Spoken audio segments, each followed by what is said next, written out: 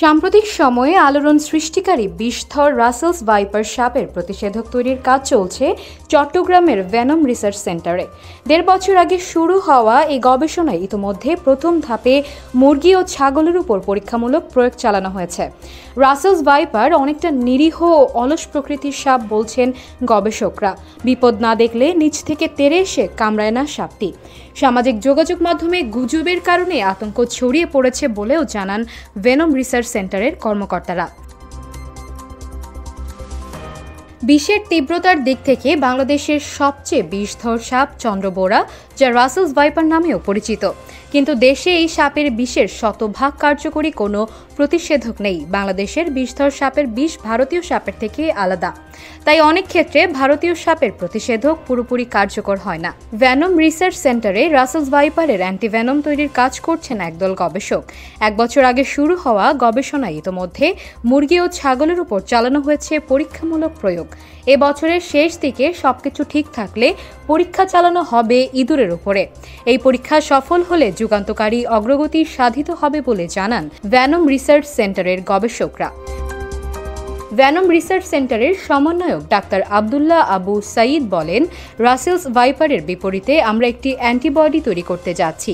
মুরগি ও ছাগলের উপরে ইতিমধ্যে পরীক্ষা করেছি। এ বছরের শেষ দিকে ইঁদুরের উপর চালানো হবে। এ বছরের শেষ নাগাদ আমরা আমাদের গবেষণা শেষ করতে পারব। ভেনম রিসার্চ সেন্টারের সহকারী গবেষক আব্দুল আওয়াল বলেন, আতঙ্ক তৈরি হয় মানুষের মনের ভয় থেকে। অন্ধকার ঘরে সাপ মানে সব জায়গায় সাপ। বাংলাদেশে এখন মনে হচ্ছে সাপ মানে শুধুই রাসেলস ভাইপার। অ্যান্টিভেনমের ক্ষেত্রে বিষয়টা এমন নয়। বাংলাদেশের অ্যান্টিভেনম ভারতের অ্যান্টিভেনম। আমাদের এখান থেকে ২০০০ কিলোমিটার দূরে ভারতে অ্যান্টিভেনম তৈরি হচ্ছে। যতই ভৌগোলিকভাবে আমরা দূরে যাচ্ছি, অ্যান্টিভেনমের সক্ষমতা কমে যায়। যখন আমরা বাংলাদেশের সাপের উপরে বাংলাদেশের তৈরি অ্যান্টিভেনম ব্যবহার করতে পারব, তখন এর কার্যক্ষমতা থাকবে শতভাগ।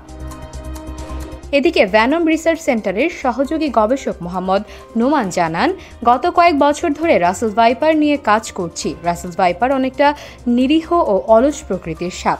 যে জায়গায় থাকে সেই জায়গার মধ্যেই থাকতে পছন্দ করে। নিজে তেড়ে এসে কামড় দেওয়ার প্রবণতা কম। ঝুঁকি ও মানুষের সংস্পর্শের মাধ্যমে বিপদ মনে করলেই কামড় দেওয়ার চেষ্টা করে শুধু। সামাজিক যোগাযোগ মাধ্যমে গুজবের কারণে রাসেলস ভাইপারের আতঙ্ক বেড়েছে বলে মনে করেন তারা।